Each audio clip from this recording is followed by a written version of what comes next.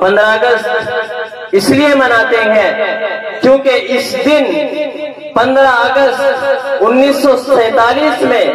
ہمارا یہ ملک، ہمارا یہ وطن، ہمارا یہ دیش انگریزوں کی غلامی سے آزاد ہوا، اور اس کے لیے نہ جانے کتنے علماء نے پھانسیوں کے پھندوں کو چوما، اس کے لیے نہ جانے کتنے علماء نے اپنی گردنوں کو کٹایا، اس دیش کو آزاد کرانے کے لیے نہ جانے کتنے ہندو، مسلمان، سکھ، عیسائی سب نے ایک ساتھ مل کر کے اس ہندوستان کو آزاد کرانے کے لیے اپنی بیویوں کو بیوہ اور اپنے بچوں کو یتیم کرایا۔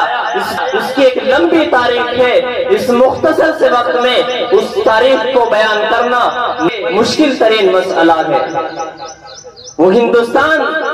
جو کبھی انگریزوں کے غلامی کی زنجیروں میں جھگڑا ہوا تھا، وہ ہندوستان جو کبھی عریانیت و فحاشیت کے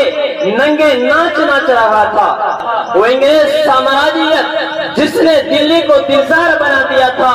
علماء اسلام کی گردنوں کو سپرد خاک کر دیا تھا، غرض یہ کہ غلامی کا توق پہننا ہندوستانیوں کا مقدر بن چکا تھا، ظلم و جبر کو برداشت کرنا ہندوستانیوں کا مقدر بن چکا تھا، ظلم و ستم کی چکی میں پسنا ہندوستانیوں کا مقدر بن چکا تھا۔ ایسے المناک اور پرفتن دور میں کچھ ایسے بھی سپہ سالار تھے جن کو غیرت و حمیت نے جھنجھوڑ دیا، جرأت و جسارت نے جھنجھوڑ دیا، اور ایسا جھنجھوڑا کہ دنیا ہراساں و پریشان ہے۔ تاریخ گواہ ہے، شاہ ولی اللہ جیسے محدث کی جسارت، حضرت حاجی امداد اللہ مہاجر مکہ جیسے مجاہد کی شجاعت، بانی دار العلوم مولانا قاسم نانوتوی جیسے مدبر کی ذہانت، مولانا رشید احمد گنگوہی جیسے فقیہ کی فقاہت، مولانا ابوالکلام آزاد جیسے مفکر کی سیاست، مولانا اور دیگر ہمدردان وطن کے حقانیت نے دنیا کو جو درس دیا ہے، دنیا شاید ہی ان کو بلا سکے۔ اگر تاریخ بھی اپنا دامن سمیٹنا چاہے تو مشکل ہی رہی بلکہ ناممکن ترین مسئلہ ہے۔ میرے بھائی، میں آپ کو مختصراً بتاتا چلوں، اس جنگ آزادی کی شروعات، سب سے پہلی جنگ آزادی کی شروعات سن 1757 کے بعد شروع ہوتی ہے۔ حالانکہ تاریخ میں 1857 ہے، لیکن جنگ آزادی کی جو اصل شروعات ہوتی ہے وہ 1757 سے ہوتی ہے۔ حالانکہ 1757 سے پہلے بھی انگریز ہندوستان میں آ چکا تھا۔ بلاخر جو سب سے پہلی جنگ آزادی کی شروعات ہوتی ہے، مختصراً میں آپ کو بتا رہا ہوں،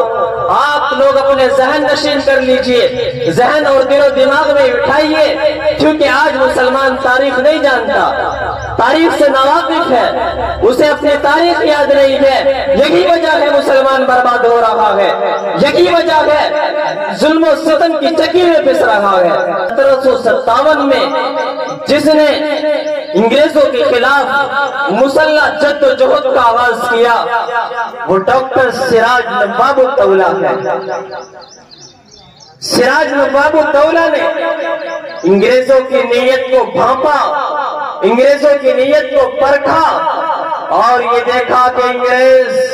ہندوستان پر قابض ہونا چاہتا ہے، انگریز ہندوستان پر اپنا قبضہ جمانا چاہتا ہے، چنانچہ